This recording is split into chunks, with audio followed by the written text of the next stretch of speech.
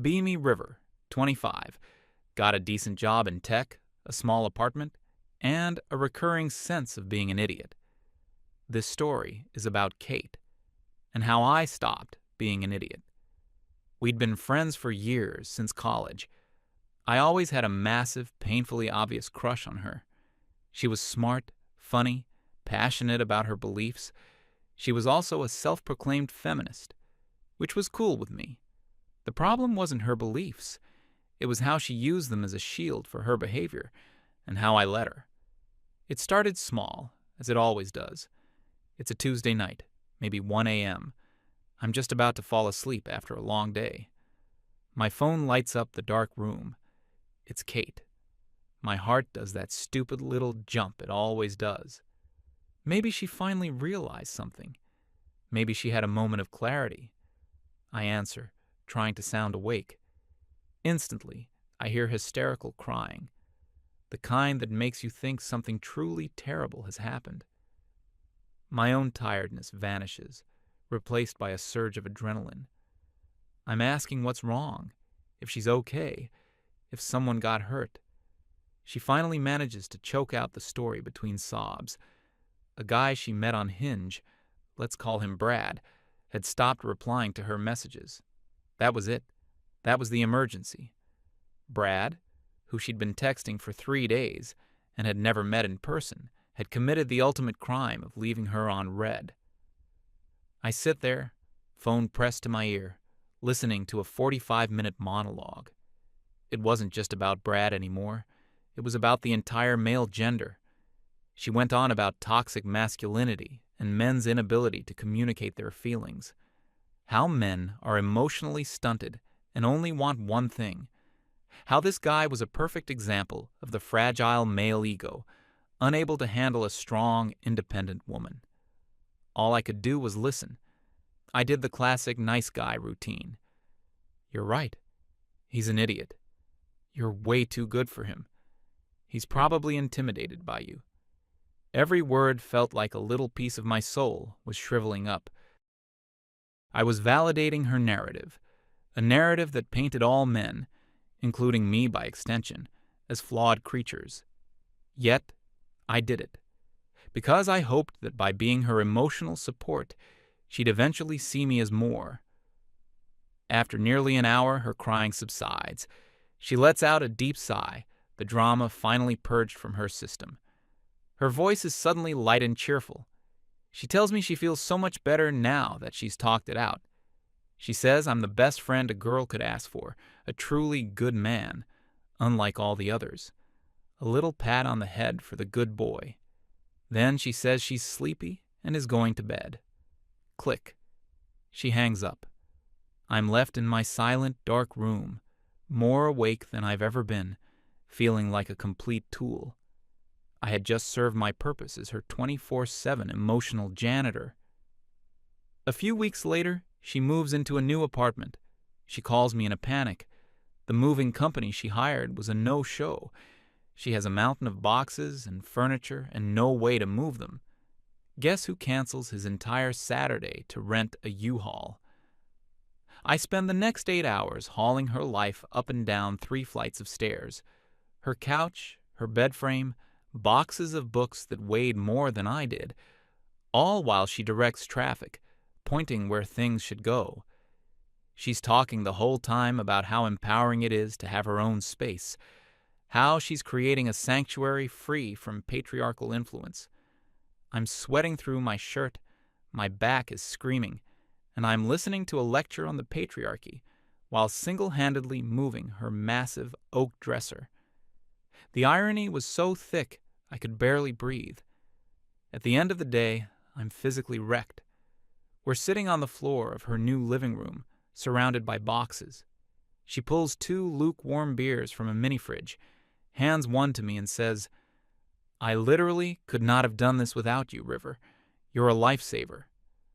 I manage a weak smile, thinking maybe this is it. Maybe this grand gesture of physical labor will finally flip the switch.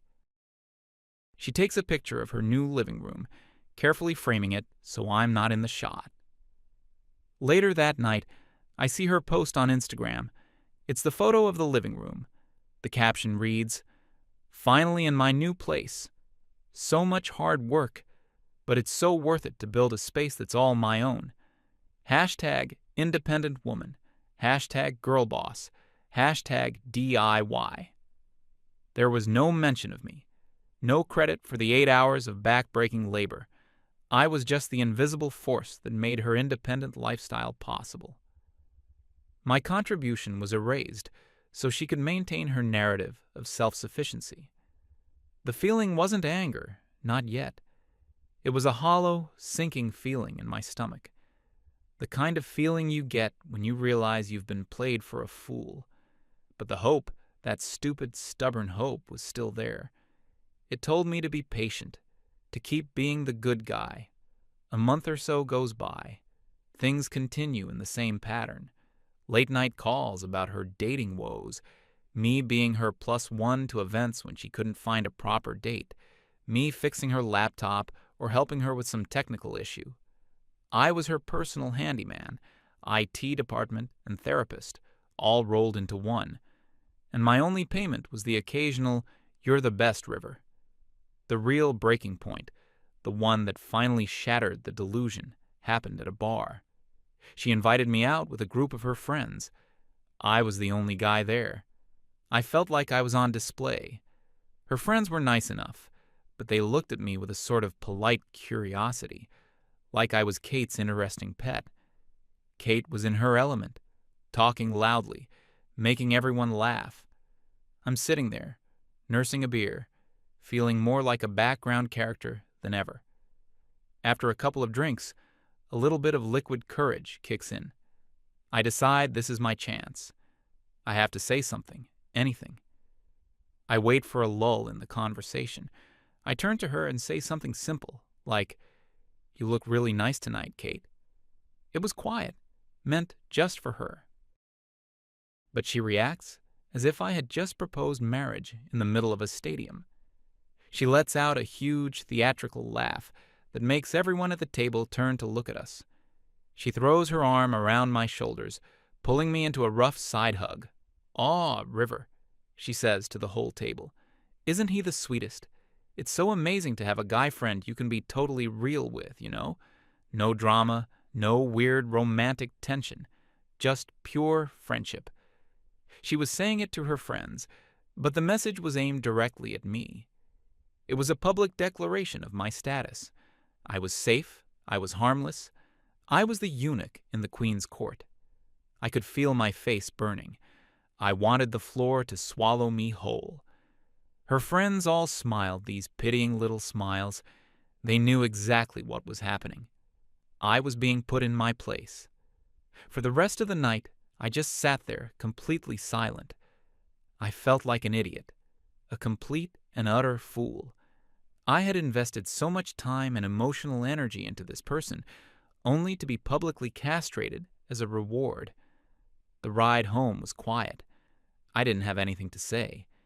She, on the other hand, was buzzing from her night out.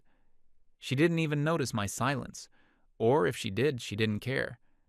As I dropped her off, she gave me a quick, sisterly pat on the arm. "Thanks for coming out tonight, buddy. It was fun." Buddy. That word echoed in my head all the way home. The final straw came a few weeks after the bar incident. I was still licking my wounds, trying to create some distance. Then she calls me. This time, her voice is laced with manufactured urgency. She's broken up with her flavor-of-the-month boyfriend. The problem is, she'd left a bunch of her stuff at his apartment, including an expensive couch she'd bought with him. She needed my help to go get it. Now. She knew I wouldn't say no. Helping a friend in distress is part of the nice guy code, so I agree. We drive to her ex's place in my car. The entire ride, she's telling me what a monster he was, how he was emotionally manipulative and displayed all the classic signs of toxic masculinity. I just nod and drive. We get to his apartment, and it's incredibly awkward. He's there, looking just as miserable as I feel. Kate directs the whole operation, like a general. Her ex and I are the grunts tasked with maneuvering this ridiculously heavy and awkward L-shaped couch out of his apartment. We're struggling to get it through the narrow doorway. My knuckles are scraping against the frame. My muscles are screaming. All the while, Kate is standing back, offering unhelpful advice. Lift with your legs. Be careful not to scratch the wall. Pivot it. Pivot. I have a moment of clarity while my spine is compressing under the weight of this monument to her bad decisions. I'm literally carrying her baggage. We finally get the couch into the moving truck I had to rent for this excursion. The ex-boyfriend retreats back into his apartment without another word. I'm leaning against the truck, trying to catch my breath. Kate comes over, beaming. "We did it. Thank you so much, River." She gives me a quick hug. Then she looks at her phone. "Oh, shoot. Look at the time," she says, her voice suddenly rushed. "I have to go. I have a date in an hour with this new guy I met. He seems really promising." She just says it, just like that. After I spent my afternoon hauling a couch out of her ex-boyfriend's apartment, she tells me she's immediately running off to meet a new guy. She didn't even offer to help me return the truck. She just smiled, told me to leave the couch on the curb outside her building, and called an Uber. I stood there on the sidewalk, watching her ride away. That was it. The spell was broken. The hope that had kept me going for years finally died. It wasn't a loud explosion. It was a quiet, cold realization. She didn't see me as a person. I was a tool, a convenience. A human Swiss Army knife she could pull out whenever she needed something. I was her safety net, the ever-reliable background character who enabled her main character lifestyle. And I had let it happen. That night, I went out for a beer with my one good friend, a guy I've known since childhood. He's the kind of brutally honest friend everyone needs. I told him everything. The late-night calls, the moving, the bar, the couch. I laid it all out, and for the first time, I heard how pathetic it sounded when I said it out loud. He just listened, nodding slowly, not interrupting. When I was finished, he took a long sip of his beer. He looked me straight in the eye. "You know you're just her emotional butler, right?" The words hit me harder than any insult. "She doesn't respect you, man. Not because you're not a good guy, but because you don't respect yourself." He continued. "You're orbiting her like she's the sun, hoping to catch some of her warmth, but all you're getting is burned. She's never going to wake up one day and realize she's in love with you. That only happens in movies.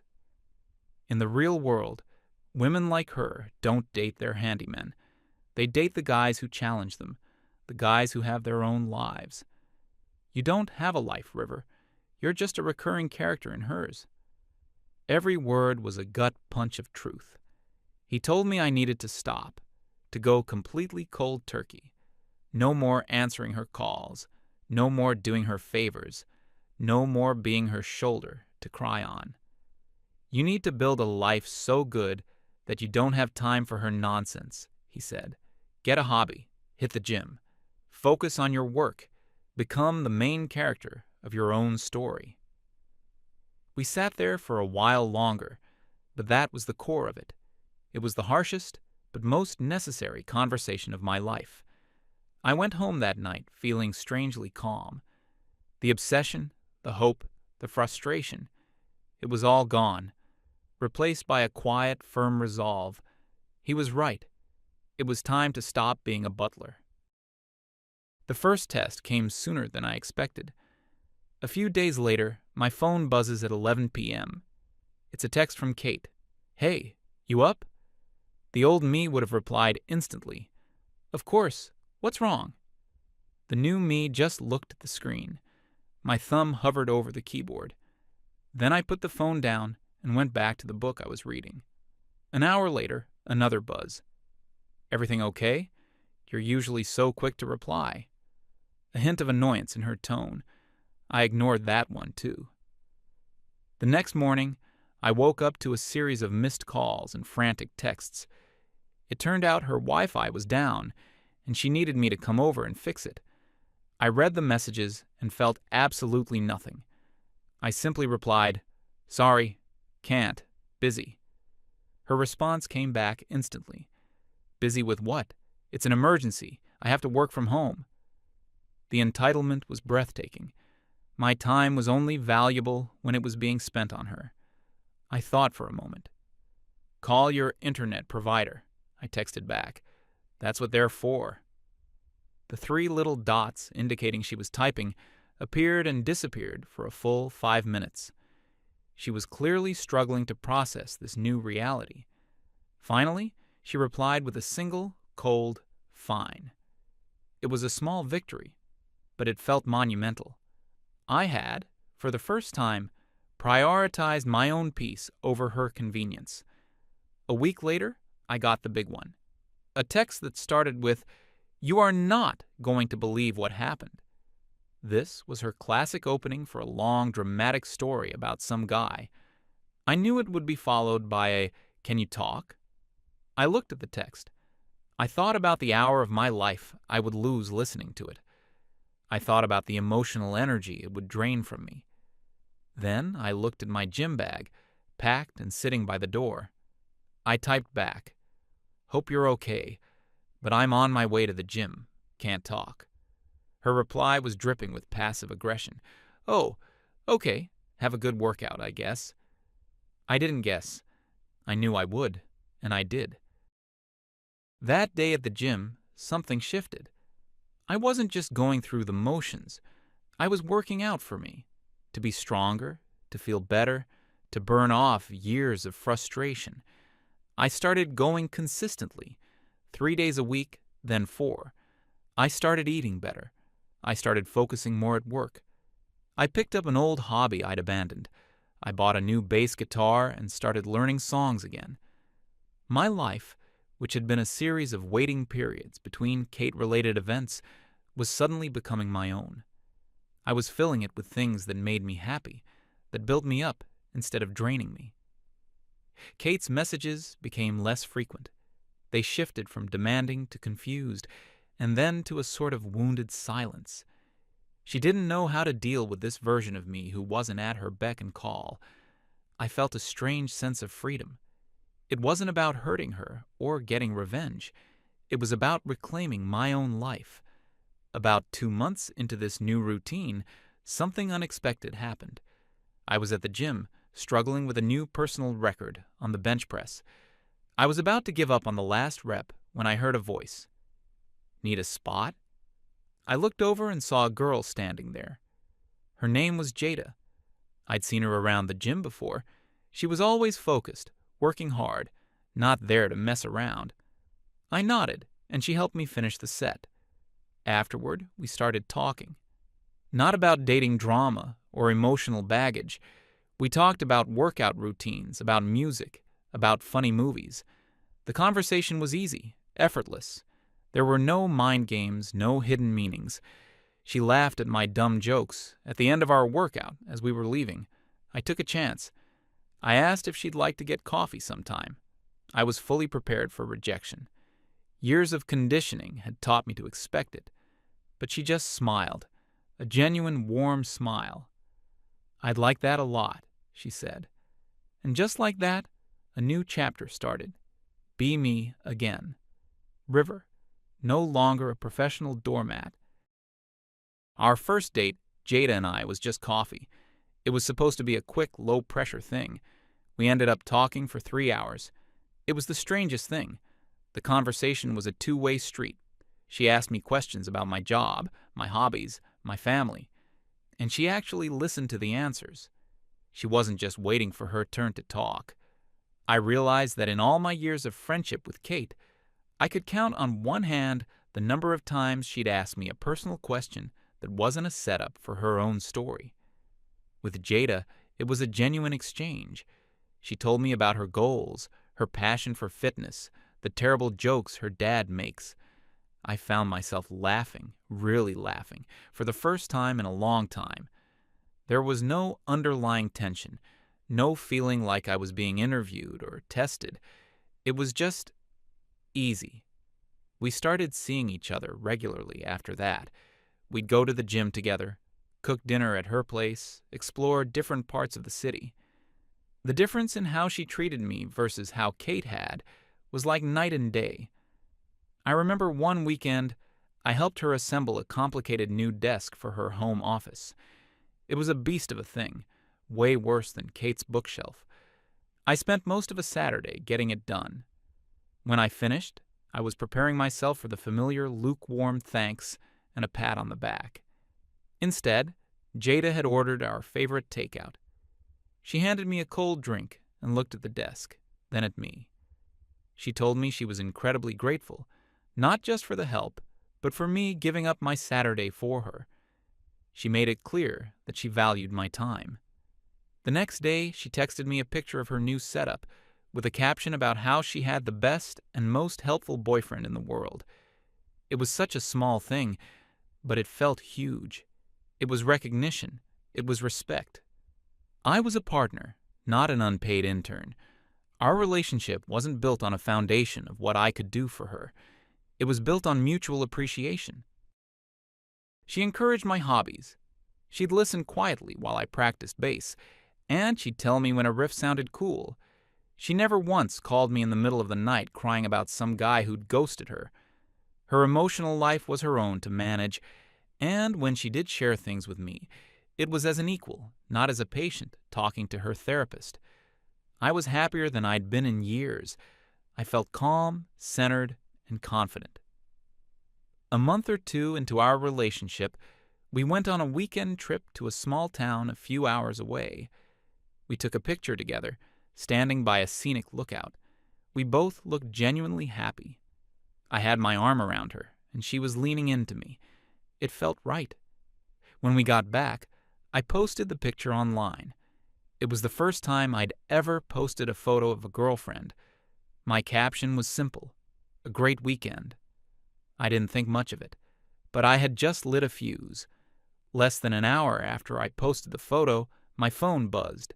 It was Kate. The message was a single sentence. Who is she? There was no hi, no how are you, just the blunt, accusatory question. I wasn't going to play games. That's Jada. She's my girlfriend. The three little dots appeared instantly. She was typing for a long time. I could almost feel the gears turning in her head, the narrative shifting. The final message she sent was a masterpiece of fake enthusiasm. OMG, River. I am so unbelievably happy for you. She's beautiful. We have to all hang out together soon. Drinks on me. XOXO. The sudden friendliness was jarring. She hadn't reached out to me in weeks. Now, suddenly, she wanted to be best friends with my new girlfriend. I knew exactly what it was. It was an attempt to get back inside the perimeter, to assess the new situation and figure out her angle. I gave a non-committal, maybe someday, and left it at that. The next phase of her campaign began a few days later. I got a frantic text in the middle of a workday. Emergency. My kitchen sink just exploded. There's water everywhere. I don't know what to do. The old me would have dropped everything, left work, and rushed over to be her hero. The new me saw it for what it was. A test. A manufactured crisis, to see if her utility was still on call. I typed back calmly. That sounds serious. You should call a plumber, or your building superintendent. Her reply was laced with indignation. A plumber will take hours to get here. I thought you could just come take a look. You're always so good at this stuff. The flattery was a little hook, trying to pull me back in. I didn't bite. I'm at work, Kate. And besides, I have plans with Jada tonight. I can't. I had weaponized my new life against her old demands. The silence on her end was deafening. I didn't hear from her for the rest of the day. I knew I had passed the test for myself and failed it for her. The passive aggression started to leak through more and more. She'd send me old photos of us from college with captions like, "Remember how much fun we used to have? Miss my best friend?" It was an attempt to make me feel guilty, to frame my new relationship as a betrayal of our special friendship. I'd just liked the message, and move on. No engagement. Gray rock. One evening, while I was at Jada's place, my phone rang. It was Kate. Jada saw the name on the screen. She knew the broad strokes of the story. I'd been open with her. She just gave me a supportive look. You don't have to answer that if you don't want to. Her understanding was a stark contrast to Kate's possessiveness. I let it go to voicemail. The message she left was a low, sad voice, completely different from her usual energetic tone. She said she was feeling really down. She said she was going through a tough time, and that I was the only one who ever really understood her. She missed our talks. She missed her friend. It was a full-court press on my guilt complex. A year ago, it would have worked. I would have felt terrible. I would have called her back instantly. But now, I just saw the pattern. My attention was a resource. When I gave it freely, she took it for granted. Now that it was gone, she was having a withdrawal. Her problems were only emergencies when I was available to solve them. I deleted the voicemail without calling back. The final escalation happened about a month after that. She sent me a long, multi-paragraph text. She demanded we meet in person. She said our friendship was too important to let it just fade away like this. She said she was worried about me, that I seemed distant and different. She framed it as her being a concerned friend, but the subtext was clear. I needed to come and explain myself. I was tired of it, tired of the constant low-level drama. Jada and I talked about it. She was amazing. She said, "It sounds like you need to set a firm boundary for your own peace of mind. Whatever you decide to do, I support you." Her trust in me to handle my own business was another breath of fresh air. I decided to agree to meet her. Not for her, but for me. I needed to close this chapter for good. No ambiguity.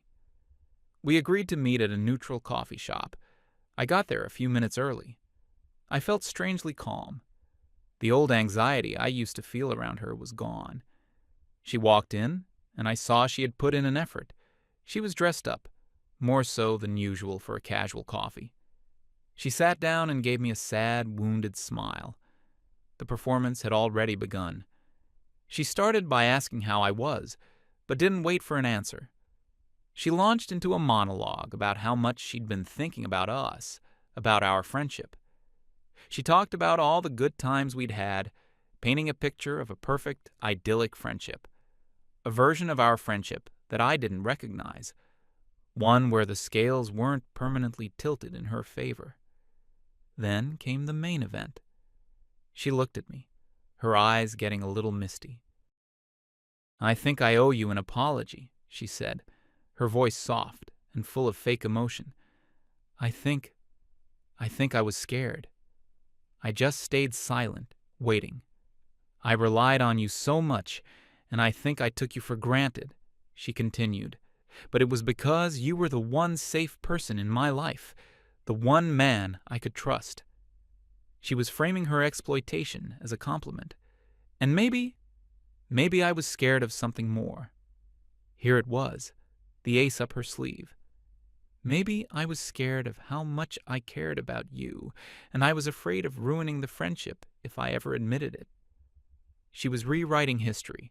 She was trying to plant the idea in my head that she had harbored secret feelings for me all along, that I had just given up too soon, that if I had just waited a little longer, been a little more patient, I would have gotten my prize. She was trying to invalidate my new relationship, to make it seem like I'd settled for second best, when the real thing had been right there all along. A year ago, hearing those words would have sent my world spinning. It was everything I had ever wanted to hear from her. But now, sitting there across from her, I felt nothing but a profound sense of pity. It was all just a tactic, a desperate last-ditch effort to pull me back into her orbit. She didn't want me. She wanted my devotion. She wanted the guy who would drop everything to fix her sink, not the man sitting in front of her who was happy without her. I let her finish. I let the silence hang in the air for a moment. She was looking at me expectantly, waiting for me to crack, to show some sign of confusion or regret. I took a calm sip of my coffee. Then I looked her straight in the eye. I didn't raise my voice. I wasn't angry. I was just done. "Kate," I started, and my voice was steady. "I need you to be honest with yourself for a moment." Her face flickered with surprise. This was not the reaction she had anticipated. "You don't miss me," I said, plainly. "You miss the convenience of me. You miss having someone available 24/7 to listen to your problems, to do you favors, and to make you feel like the center of the universe." "That's not true," she started to interrupt, but I kept going. "You say you were scared of your feelings, but your actions never showed that. Your actions showed that you saw me as a friend, and a very useful one at that. You put me in the friend zone publicly, and you were perfectly happy to keep me there as long as I was useful to you. The only reason we are having this conversation right now is because I am no longer available. You didn't suddenly develop feelings for me. You just realized your safety net was gone." Every word I said seemed to make her shrink a little in her chair. The righteous indignation was gone, replaced by a stunned silence. I hadn't yelled. I hadn't accused. I had just laid out the simple, unvarnished truth. "I'm happy now, Kate," I continued, my voice a little softer. "Jada is my partner. She's my girlfriend, and she's my best friend. What we have is real, because it's based on mutual respect. She doesn't see me as a tool. She sees me as a person. I was a good friend to you. I did everything I could to be there for you, but it was never going to be enough, because you weren't looking for a friend. You were looking for a fan." I put some money down on the table to cover both our coffees. I stood up. "I genuinely hope you find what you're looking for someday," I said, "but my role in your life is over." She just stared at me, her mouth slightly open. She had no script for this. The manipulator was out of moves. I turned and walked out of the coffee shop. I didn't look back. I didn't feel angry or triumphant. I just felt light, like I had finally put down a heavy weight I had been carrying for years. The texts and calls stopped after that, completely. My life became quiet, peaceful. My time is my own. My energy is my own. I spend it on my work, on my hobbies, on my health, and on a relationship with a woman who builds me up instead of draining me dry. Sometimes I wonder what Kate is doing. I assume she's found some other guy to be her emotional butler and handyman. Or maybe, just maybe, she finally had to learn how to assemble her own furniture. Either way, it's not my problem anymore. I'm not the nice guy in her friend zone. I'm the main character in my own story now, and it's a much better story.